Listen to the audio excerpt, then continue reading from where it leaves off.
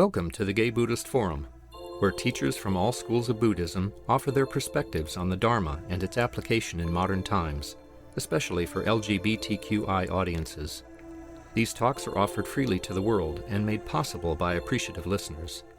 If you would like to support our efforts to share the Dharma with underserved audiences, please visit gaybuddhist.org. There you can donate, find a list of upcoming speakers, or enjoy many hundreds of these recorded talks dating back to 1996. Welcome to the GBF. We'll begin with introductions. My name is Bruein. Peter. Ed. Douglas. Rick. Justin. Ari. George. Michael. Howard.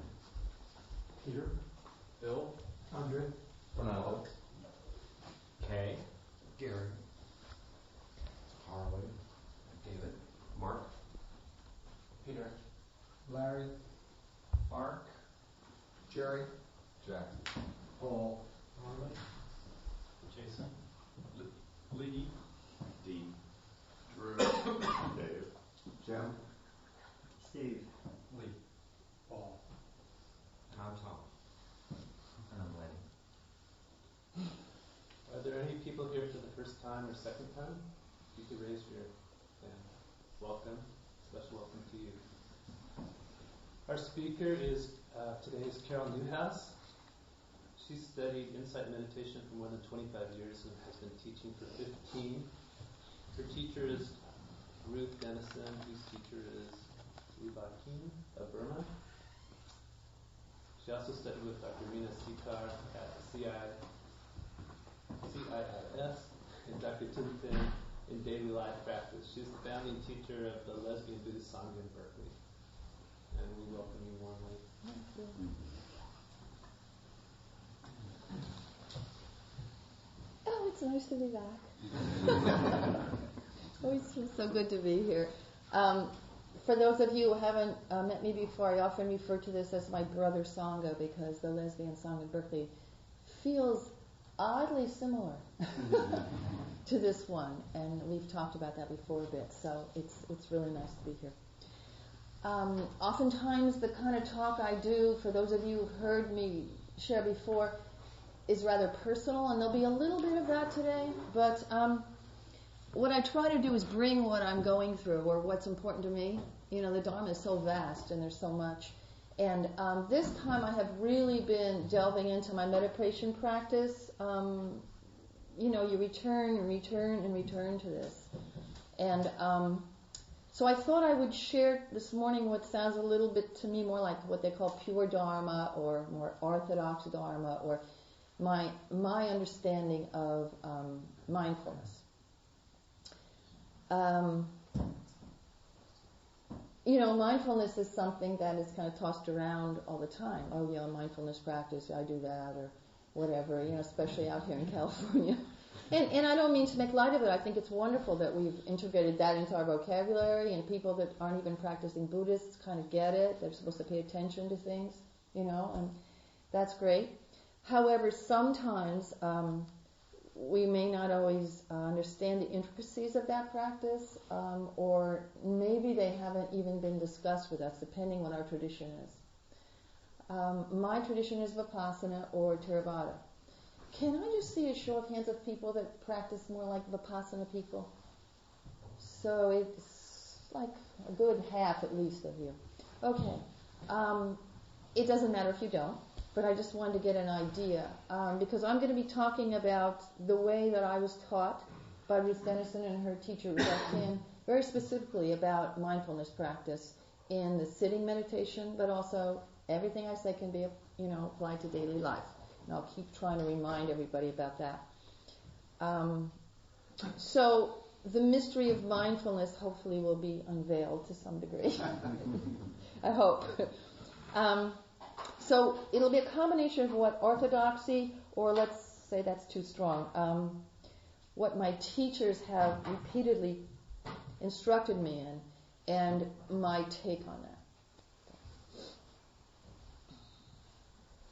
I'll discuss what I think of as the two meditation practices from the Vipassana tradition that you would encounter in a retreat.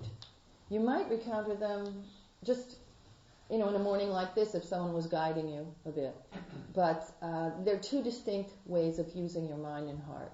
And you'll always encounter them if you go on any of these 10-day retreats or even a weekend retreat at Spirit Rock or something like that. You should hear this. They may not use the Pali words for them.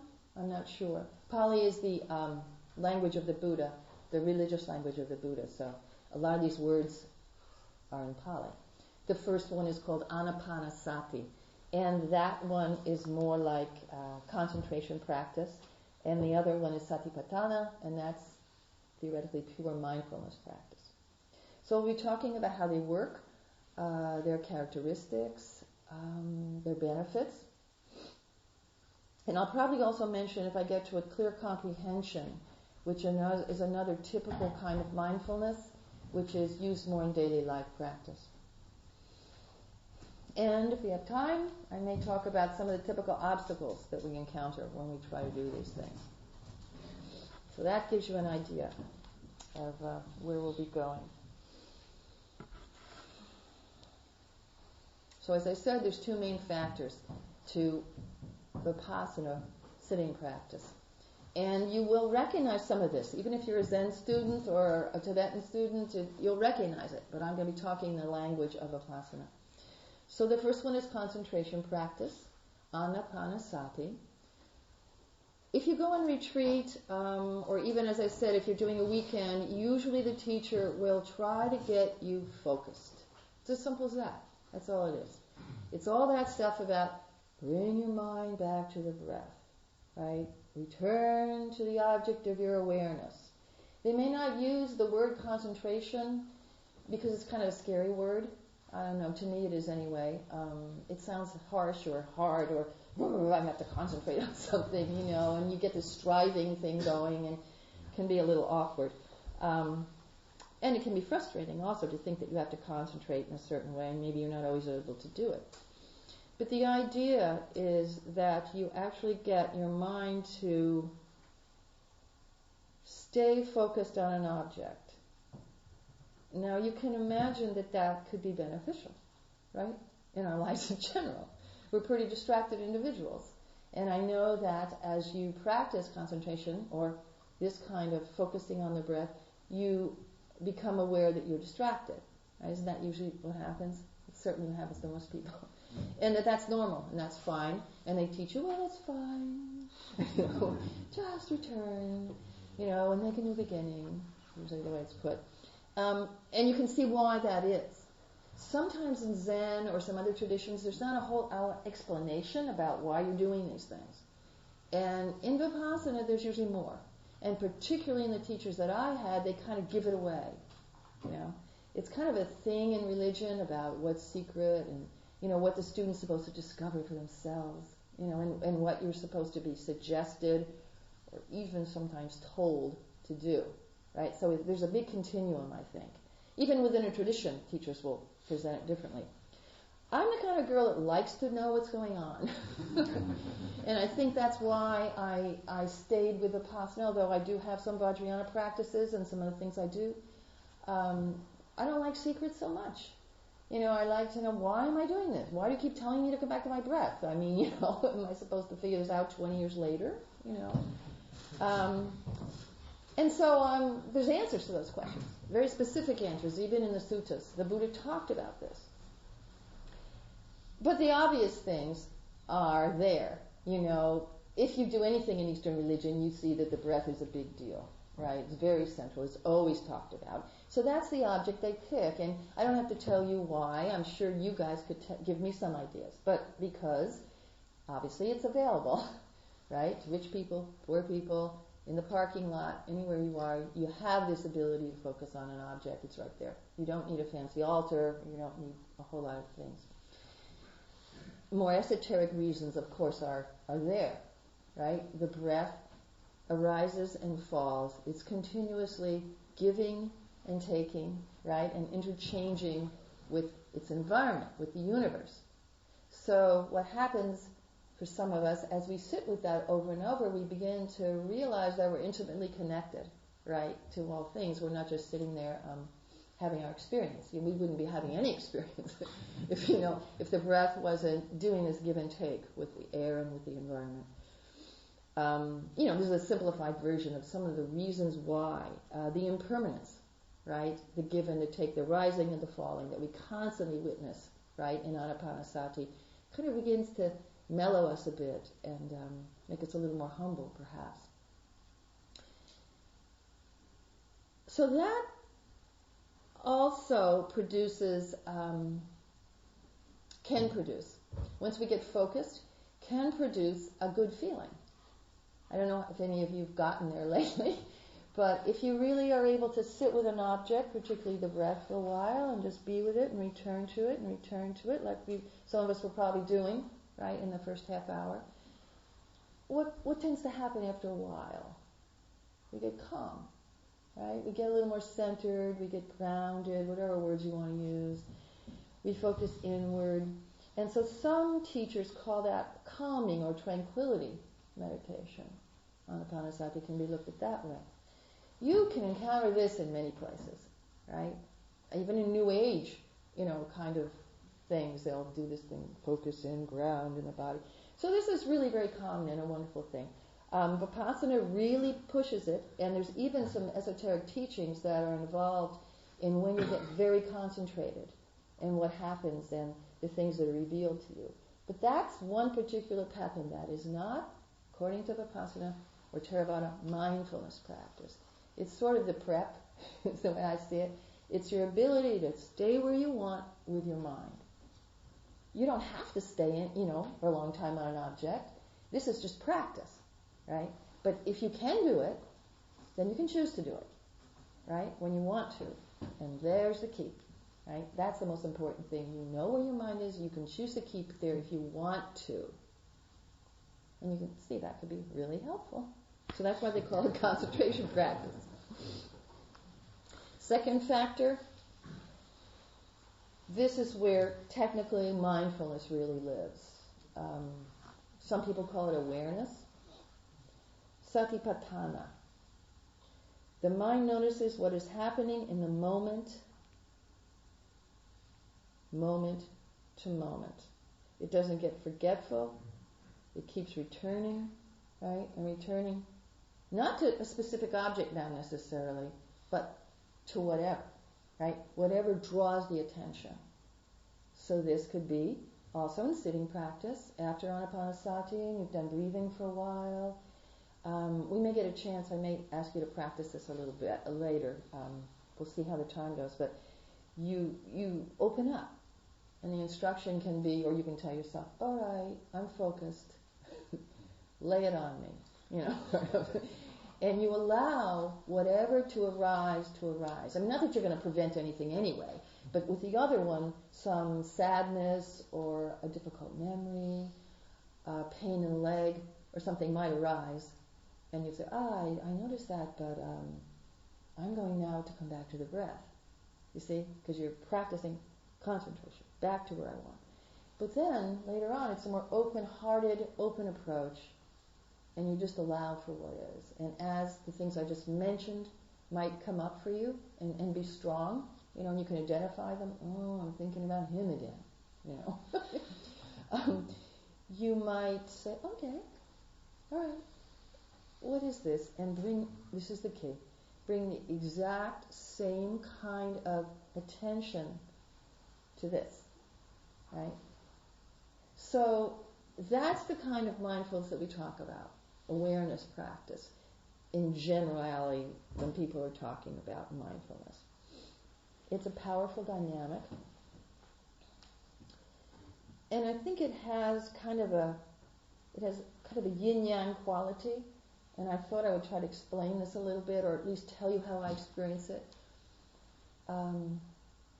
Say you're in sitting meditation and you have a pain in the body somewhere.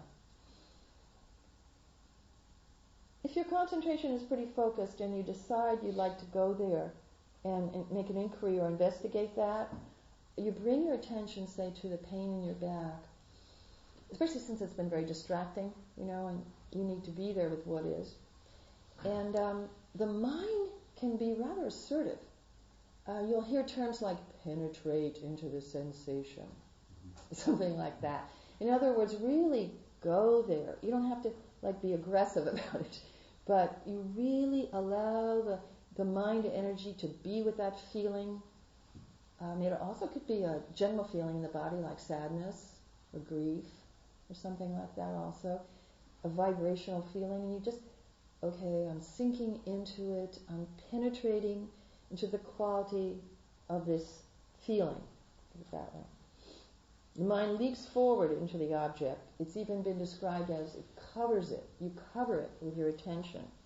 So this is a pretty developed attention, right?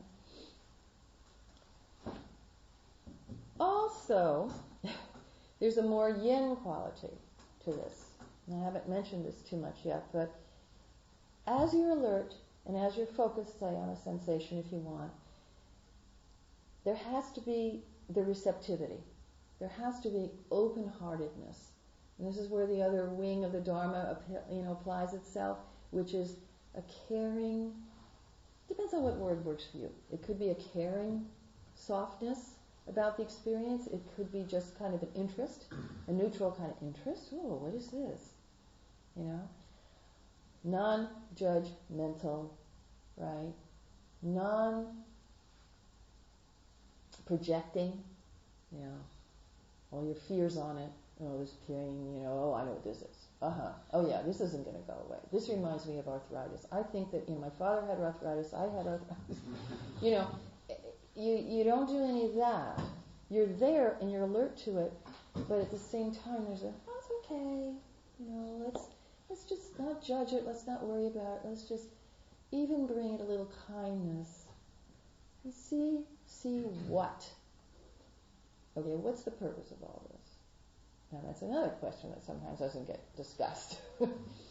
The purpose is in Vipassana insight, okay, or knowledge, true insight. You'll hear it referred to as insight meditation sometimes. Okay, that's where that comes from. So as you're applying this kind of alert, focused attention that also has an open-heartedness to it, it is said, and maybe you have had some of these experiences, that insight occurs. That's a really good thing. Because there's a lot of things that we're concerned about and we don't understand or we worry about or we want in our lives. And if we can understand more deeply what's happening to us and the nature of our reality, we're happier human beings. We're more peaceful. Insight meditation has an answer also for what the insight really is that you get. It doesn't tell you the answer to every single moment that you're investigating, That's what you have to figure out. That's your own inquiry. But it does say what the Buddha found out, right? And in broad terms, this is what you're going to find out in your own way. And it's the characteristics of your existence, right? It's these three things. This is, again, Theravada Buddhism. But the three characteristics of your existence that apply, they would say, to every one of these little inquiries that you're concerned about. Okay. And many of you have probably heard these, so I'll just mention them briefly. But there's three of them. They call them, I like this, the marks of existence. So the three marks of our existence. And the first one is anicca, which is impermanence, which is what you hear all the time in Dharma centers, particularly in the Theravada, particularly my teacher. You'll find that Buddhist teachers tend to gravitate, I think, to one of these three. This is kind of a side issue, but it's interesting if you want to speculate. If you've been around for a while, is this an impermanence teacher? Mine was, because she changed everything all the time. She had kind of crazy wisdom, and she'd say, we're going to sit from 10 to 10:30, and at 10:15 her dogs would enter the zendo, and make a commotion, and she expected everyone to just be sitting and realize this was impermanent, things had changed, that kind of thing. And weren't they cute little dogs, So you will gain insight into change and impermanence, and that's a healing thing. You will gain insight into dukkha or suffering. There's some teachers that are big on that. Mine wasn't so much, and that wasn't really my path. But there are some that have, I think, extreme ability to understand, tolerate, and almost look for suffering in a way, which is a wonderful thing. Like people who work, with dying people who work to engage Buddhism, in wartime countries. I mean, people who put themselves in a situation that dukkha is going to just be in their face even more than it is for us on an everyday level. So you'll gain deep understanding and compassion probably through that. And the other characteristic that you will notice, which I think for Westerners is the most difficult, is no self, or selflessness, which is a little bit easier to tolerate. My teacher used to say no solid self. That was helpful. It's like, well, okay, I do exist. I'm just not solid. Okay. And so you could see, perhaps, from exploring a feeling you had in the way that I said, with this kind of concentrated and yet open-hearted mindfulness, that you might begin to gain insight into that, say, feeling of grief or sadness that might relate to some of those things I just said, suffering, impermanence, or even selflessness. Right? And these are the teachings that are given, but also given to you to experience, because as I think you all know, the Dharma is rooted in experience. It's not rooted in the Bible or, even the suttas, although they're important. It's your experience, right, that matters.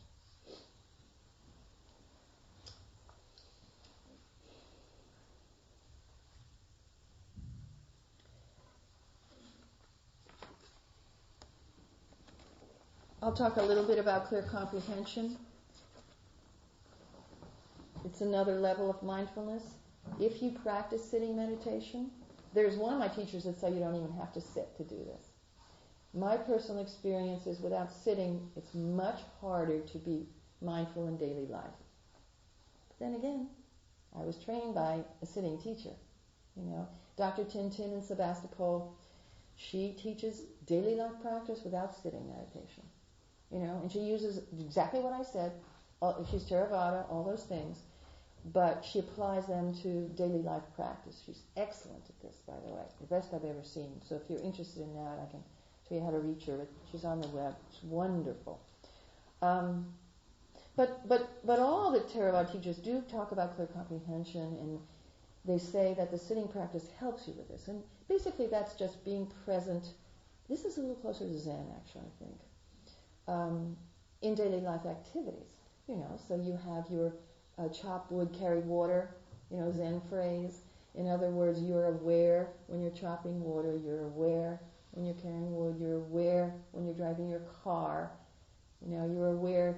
I'm just seeing a vision of putting my BART card into the machine and grabbing it. I'm taking my BART card. Because there's a sensation, how you pick up that card, whoop, like that. And that grounds me sometimes, Certainly, walking meditation, for those of you who've done that, is an example of this, right? Because you're moving. They don't really say this, but I think that's clear to clear comprehension. And what clear comprehension is a knowing of what you're doing. It's comprehending the situation, okay? Not dreaming again, it's the same thing. I mean, you're allowed to think about something else, but then you come back again. Oh yeah, I'm in the BART, and I see people, and I feel a chair, and now I'm getting up, and I mean, it sounds very simple, but I don't think we do this very much, right? And it's very grounding, it's very healthy. It also makes you safer, right? I mean, physically, you know where you are, you're in your body. There's a lot of benefits. But I can give you a deeper experience quickly. So I have a little zendo in my backyard. It's a yurt. I don't know if you know a roundhouse. And I've planted things, and it hasn't been raining lately, and I have to do more and more watering out there. And the other day I was looking out, and they were calling me, And I really didn't want to go and water, but I did. And I just slipped into this practice where was watering plants. I see. I hear. First, I'm very tuned to hearing. So hearing sensation of the water. Oh, that's a pleasant sensation. Oh, that's another one. If you get pleasant sensations, that's really good because they hold you better. You notice that? We like the pleasant. So that, I think that's what got me. A nice water dripping and everything. I know what I'm doing. Hearing the water, and isn't that nice? And then I was able to carry it on. I really looked at the plant, and I swear it looked like that plant was happier. I mean, I don't know if she really was, but felt like it, perked up. And so through that experience of knowing, and then thinking about other things, but then knowing, feeling my feet on the ground, insight occurred. I fell into some of the things I was talking about earlier. Oh yeah, interdependence. These plants wouldn't be here without me. But on a deep level, not just, I'm watering the plants, that's good. But more, wow, this is, we really count on each other, and I need those plants because I want the place to look nice, So they're doing me a service, I'm doing them a service, all this. So after you practice for a while, Dharma thought, is what they call it, kind of comes up. And it's very nurturing and very supportive, I find. And impermanence, of course, that the plants will be here for a while. But, it's fall and they're looking a little crisp. I don't know how much longer they'll be here, but they will hopefully return, if we all do return, in the spring. Just the amazing pieces of all that.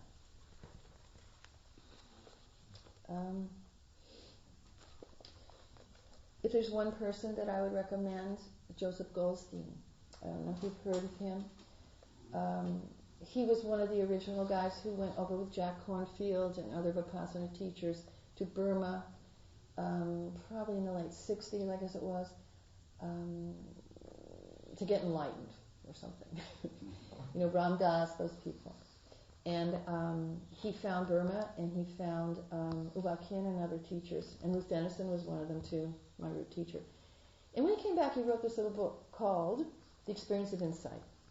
And for people that are interested in the Theravada, Vipassana, mindfulness theory and practice, there's nothing like this book. It's old. It probably has a different cover. It's small.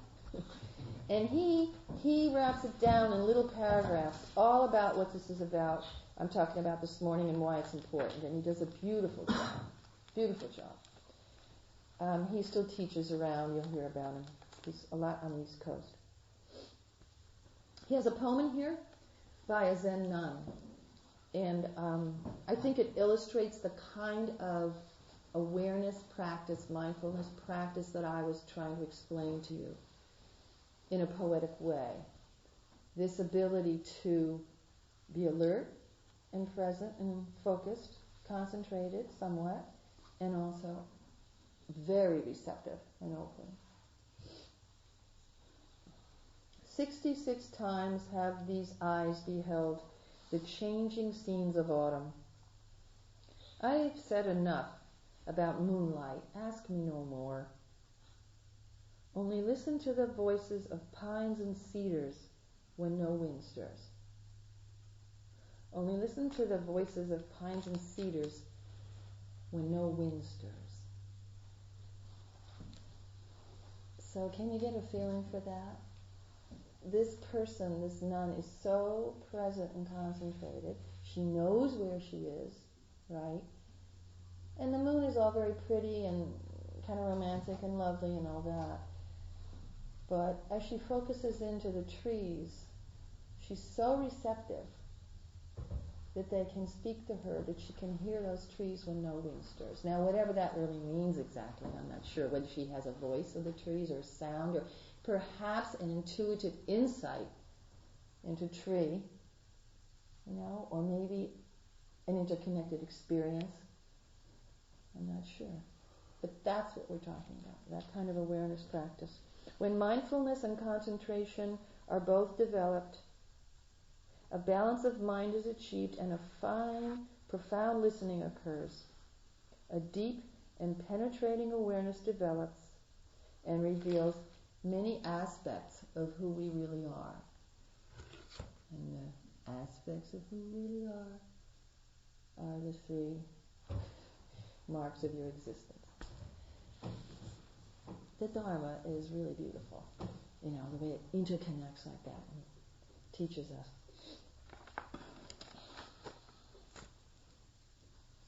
According to me, we have about 25 minutes left.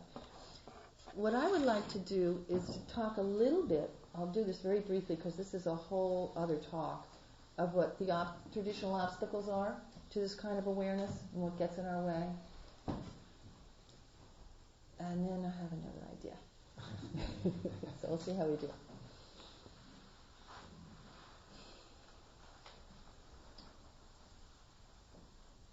Again, people who may practice in Vipassana tradition have heard this before.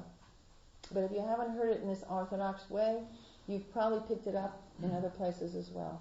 Because these are very common factors that disturb our minds, or disturb our ability to be mindful and be present. 5 factors, 5 hindrances. Number 1, wanting mind, craving mind. Right? I want this, I don't want that, I want this, I need this, I have to have that. There's nothing wrong with wanting something, but when we become a little obsessed about it, right, a little attached to it, we can't let go, boom, we're off balance. We don't know what we're doing anymore. The opposite of it, the second hindrance or problem, is the not wanting, right? Pushing things away that we don't like. Understandable. Right? Of course, why wouldn't you push something away that's unpleasant? I mean, that's a knee-jerk reaction. But when we notice a knee-jerk reaction, what do? We either let go of it, or we bring kindness to the suffering that we're having because we're being exposed by something we don't like. We don't keep fighting, right? Because you could see in meditation how that wouldn't work out. The other 2 are interesting. There's a couple that are sort of partners to each other. There's something called sloth and torpor. That just means kind of sluggishness, of mind and body. And again, there's no judgment about this. You can be tired. Well then if you're really tired in meditation, maybe you should rest.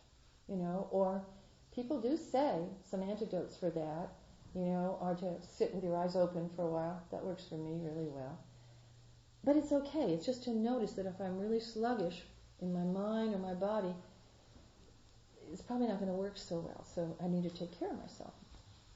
And then restlessness. This is the big one. This was my major hindrance. It always is. And I think it's part of our culture. I just think we're restless people. We're taught to do a lot of things all the time, multitasking, and meditation is really not about that. So we get anxious, we get restless. It's hard. But that's why the concentration practice is so helpful, because it really pulls us in and relaxes us. And the last hindrance is the most difficult to speak about because it's misunderstood, I think, by us Westerners. It's called doubt. And right away the Western mind, roars up and says, wow, I don't believe everything I hear. Of course not. We're not talking about that, right? We're talking about the kind of doubt that's conditioned doubt. It's non-thinking doubt. It's just, I don't believe that. It's kind of my New York cynicism that I grew up with. I don't know how many of you are from the East Coast, and I don't want to offend anybody. But we were taught to be smart people, boy, and, knock an argument down, and get in people's face a bit about stuff. And to this day, I have a little trouble holding myself back sometimes. So it's that kind of conditioned doubt, thinking we know a lot and not being willing to even open up and just relax, and hear something new. It's a knee-jerk, what is that? Maybe because the language is different or something, And that can really get in our way too. Right? We're not talking about just blind faith, opening up to things just because, not at all. The Dharma's not about that. But it's a balance. If you have an experience and it's good and it feels healthy to you within, let's say in this case, the Dharma, you trust it. Right? That's where your trust comes from. And you build faith, and that is Dharmic faith. Faith based on your own experience. So don't get too caught up in doubting everything. Okay.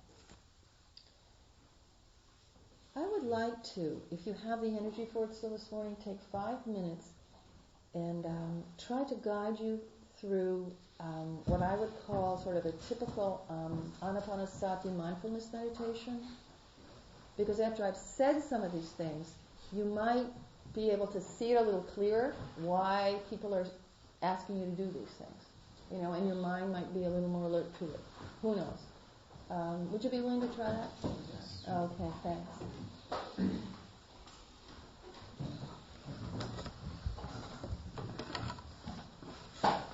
Might be a little longer than 5 minutes. 7.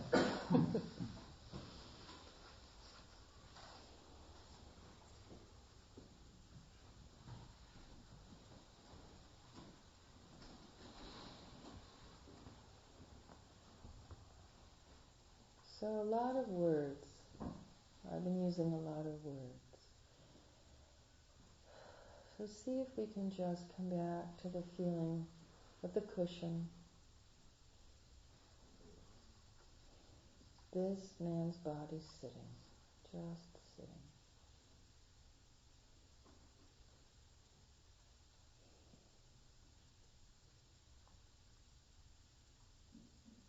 See if you can relax into just that.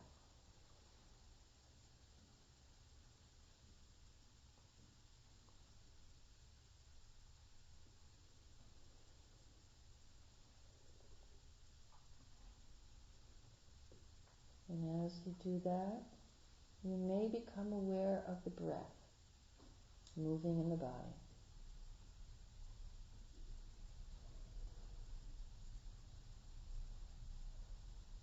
Wherever you feel the sensation of that breath, that movement, it could be in the chest, rising and falling. It could be in the abdomen.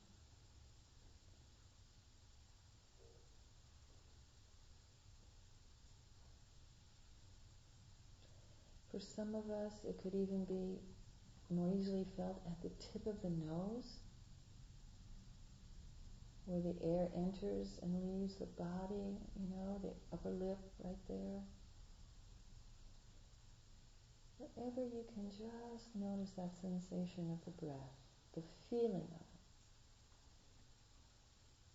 Just bring your attention there.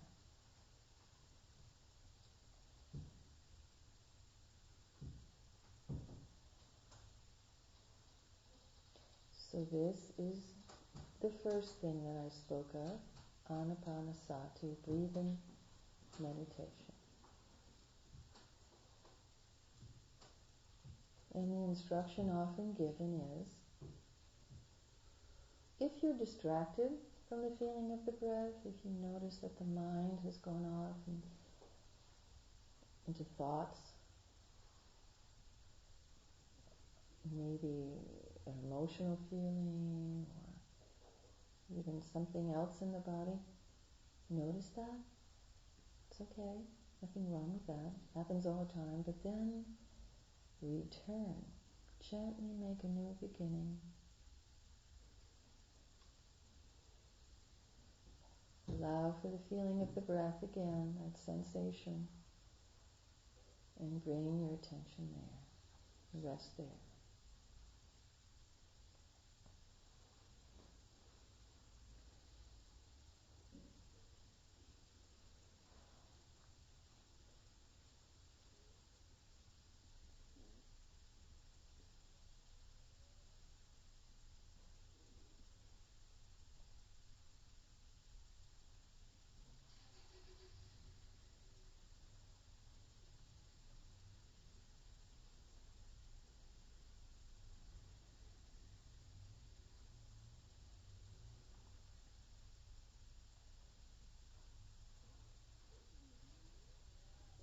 At this point, you allow the breath to really be the center of the meditation.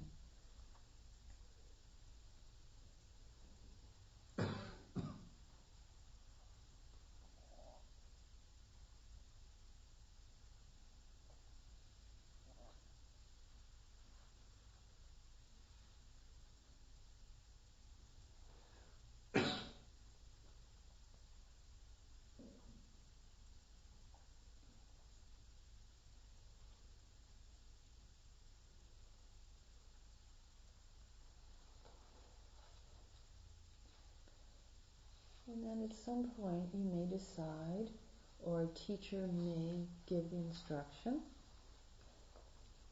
you may notice that you're distracted from the breath, or you just may notice that there's something else in the sitting that's strong, that tends to predominate your awareness.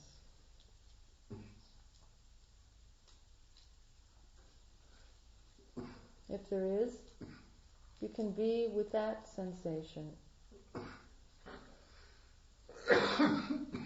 It could be a feeling in the body, a different one, say pain like I said earlier, or even a pleasant feeling.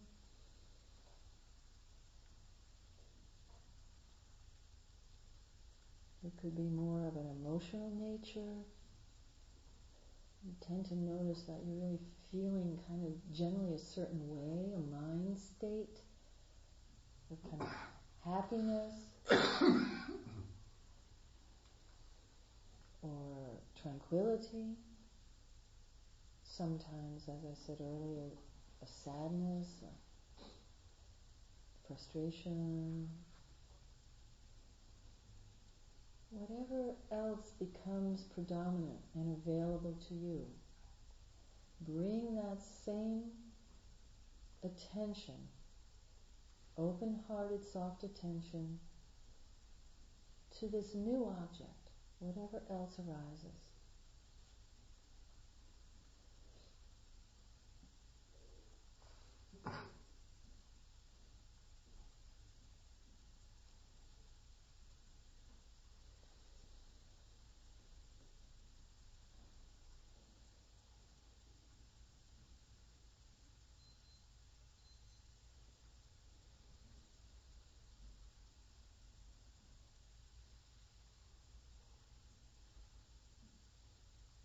It may remain strong, it may fade away, it may change, something else may predominate the meditation, and then you just shift to that, moment to moment to moment.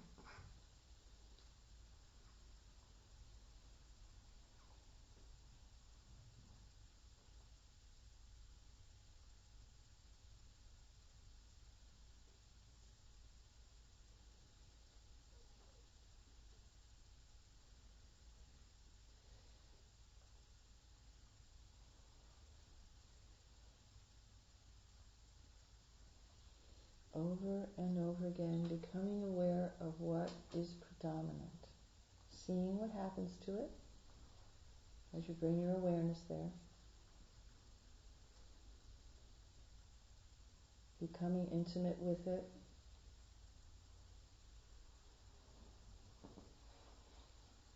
and then, if helpful, coming back to the breath, if you like, just waiting to see what's next.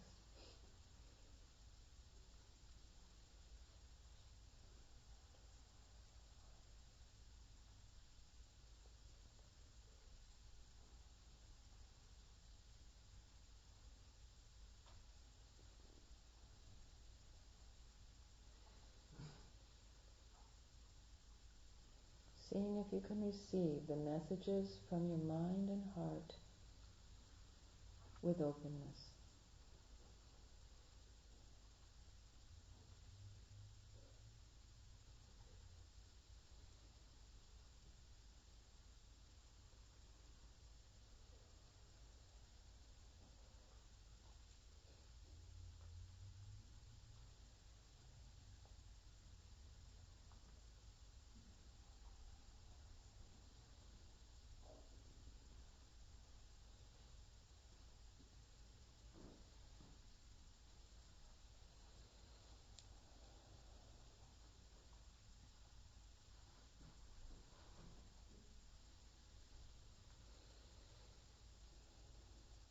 Okay.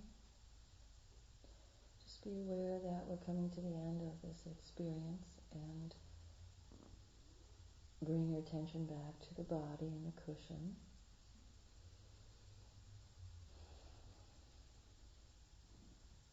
And then when you're ready, let the eyelids perhaps raise themselves and let the light of the room flow back into your consciousness.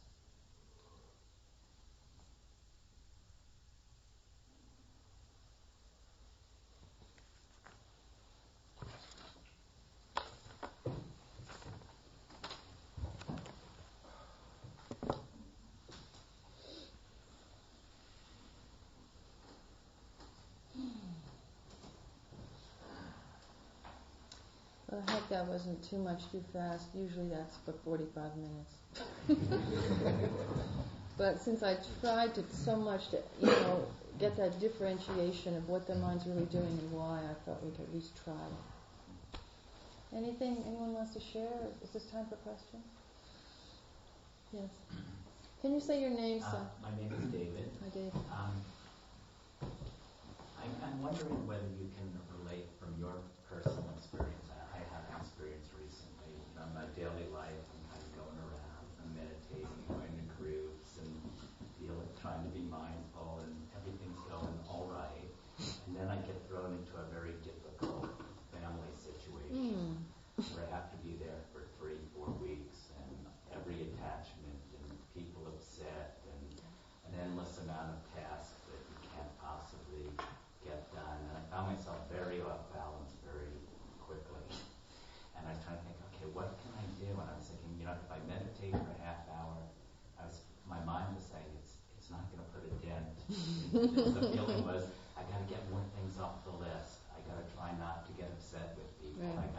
And I'm just wondering from your own personal experience, when you're in those kind of situations, what you do. I have to go back, and I don't want to be in a different frame of mind next time. Well, the first thing I would say is bring compassion to myself, because that's what drives me the most, is my own need to be good and to do it right and to accomplish a whole lot and to help everybody, or even if they're irritating, because in that kind of situation you feel like you just want to facilitate things, and to try to be gentle with myself. That's the first thing I have to remember. To not be tricked by the idea that a half an hour or even 15 minutes of meditation isn't going to do any good. That's a trick, of the mind.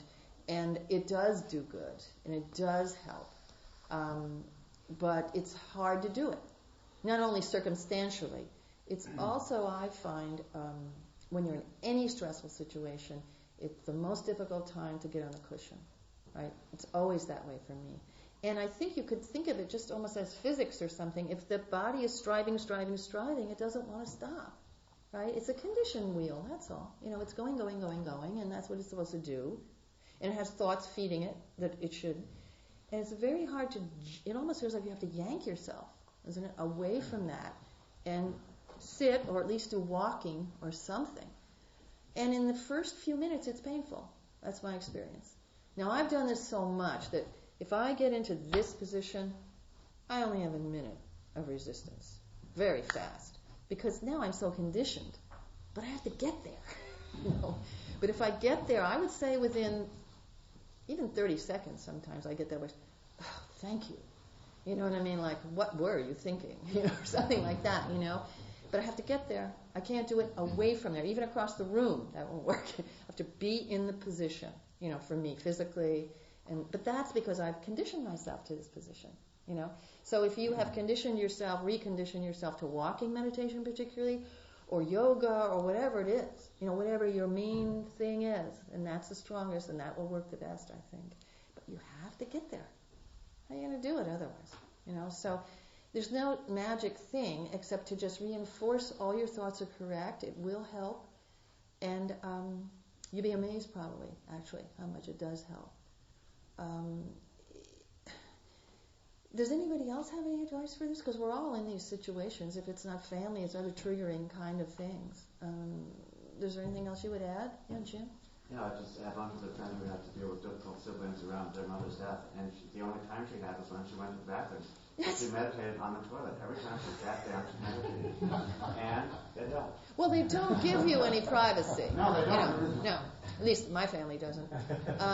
But, there's always outside, depending on where you are, or if you go to fill up the gas in the car, you could walk around the block. I mean, there was things you can think of doing if you really think about it, Because if you go tell me you're going to meditate, then you have to hear that. I don't know. Anybody else have any wisdom on this one? Well, what do you think about trying to have some insight into what the attachments are and why you're having those bad, overwhelming? You mean in the interactions in the moment with these people? Yeah, in the moment. What's going on here that I feel so crazed? You'd have to answer that question for yourself. if I can have Dharma thoughts about it, like the ones I was talking about earlier, like dukkha, that would be the main one that will come up for me. Oh yes, not only is my mother dying and physically suffering and everyone else being totally inappropriate with the situation, making it 10 times worse, they don't like me besides, And so now I have a lot of dukkha. But didn't the Buddhists say that dukkha is unavoidable? Didn't they say that's part of our life situation? And it comes in different forms. And isn't that what I'm experiencing? Now, maybe that doesn't help you because it sounds a little intellectual, but I've thought about this so much that once I get that awareness on that level, not just that they're pain, but that this is a universal thing, And you just all nodded when he was talking, so we've all had these issues. So then I'm in a community again, right? I'm not alone with these nuts, I'm actually having a spiritual moment, right? I'm interconnected with the dukkha of the world, and it's just showing its face in this particular way. That kind of thought helps me. The thoughts that don't help me are the more psychological ones that I think you might have been referring to, like, my father, he says this all the time, and it's because when I was 5 years old, I didn't do this, or because I'm gay, or because whatever. That might all be true, but it doesn't help me in those moments. That's all I can say, because it gets me going, And if I had done this, and he had done that, and now my sister, of course, she's going to get everything, which she did. Which she did in my family. She did. Which is another talk. Because I know exactly what you're talking about, and it sometimes does not get better, it gets worse. A lot of anger, a lot of resentment, all that stuff. But what really helps me, as I'm saying, really having the faith and the experiential faith in these concepts and seeing them in operation and naming them for what they are and depersonalizing them. Dukkha, what was I expecting? To be different? No. It wasn't before. It could get better because it's impermanent. It could get worse because it's impermanent. So I don't know if that's helpful, but that's how I use it. Yes? So maybe just one more question. Oh, quick. Okay, yeah, I'm Justin. I'll say really quickly. Hi, David. I had 2 Dharma-related thoughts to these family situations. One is about karma, that we see these conditions arising that create these circumstances, and if you can see it impersonally, that helps me. Mm-hmm. And the other thing is skillful, compassionate action. Mm-hmm. I actually have found with my family, and my family is fundamentalist Christian, I have found that if I told them I need some quiet now, they understand. Mm-hmm. And I don't say I'm praying, because I'm not. I thought about saying that, but I just said I need a little quiet. Mm-hmm. They get it, because I'm coming from a centered, loving place. Yeah. So. If you can connect with something that means something to them, Yeah. but it's not always easy. But that's a good hint. Yeah. One more, somebody over here? Yeah, just in circumstances where I'm inundated with enormous expectations and responsibilities, I really try to just stay with what's in the moment. Yeah. Just work with that and then let go of all the rest. And I have a belief that it will all fall in the right time. But I really screw myself up when I'm invested in all of the expectations that I want to achieve or someone else wants me to achieve. And what really gets me grounded is being in the moment, just paying attention and have compassion to what's right in front of you. Right, and for yourself too, because these are hard situations for us in many, for many reasons. I have talked about what happened in my family, and it was still happening before here, or alluded to it, and I'm thinking maybe when I come back I'll actually do it. I'll do the thing from a Dharma perspective again. I don't want to bore people, but it seems like it's so present, this stuff, so maybe I will. Be good for me. Thank you very much. Yeah, you hold me. So are there any announcements? I'll announce. My name's Ari. Oh, sorry, Jack. And on Tuesday evenings at 7:30, there is a group that gathers to meditate, usually at Darren Little's house. If you're interested, come see me afterwards.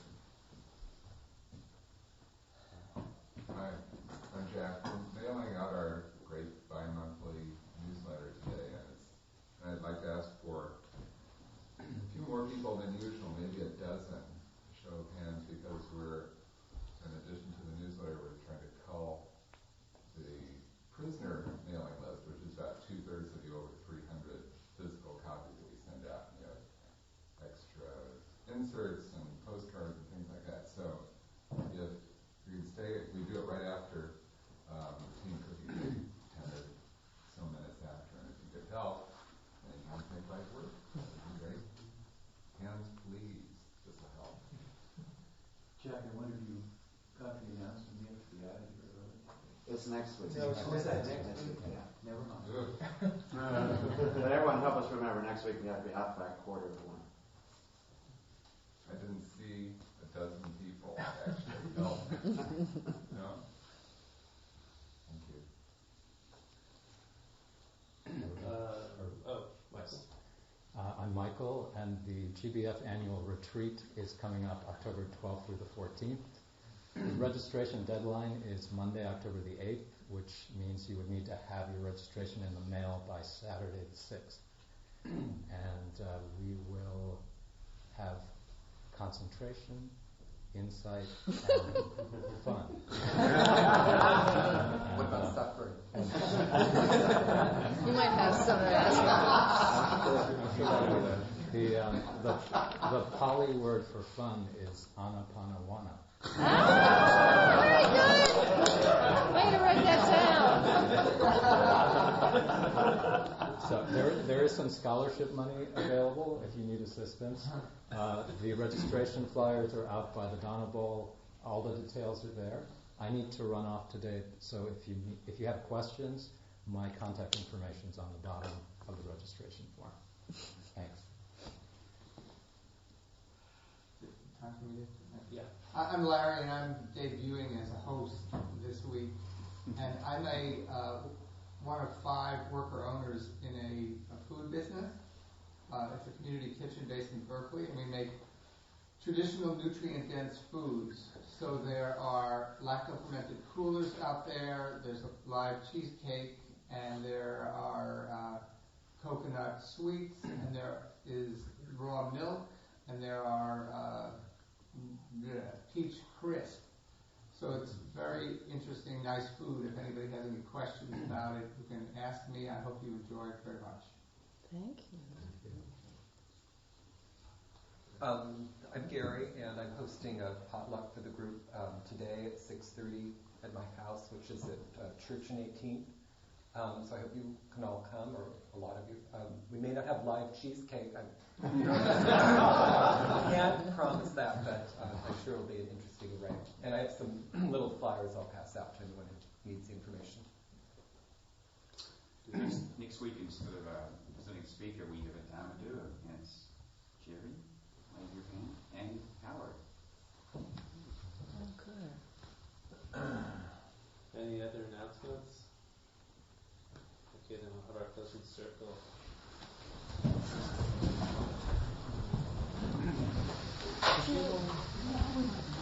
Yes. Thank you.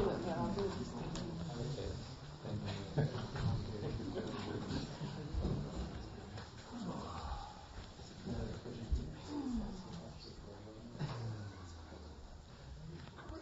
So I'll just take a moment to ask that we dedicate the good energy in our practice this morning to the monks, nuns, and people of Burma, who you may know are almost in a life and death struggle against a very vicious militaristic regime. My teachers, as I mentioned earlier, come from that area and were blessed by the monks and nuns of that area and the lay teachers as well. I wouldn't have these teachings if it wasn't for that. So may the people of Burma be happy, may they be at peace, and may they be liberated.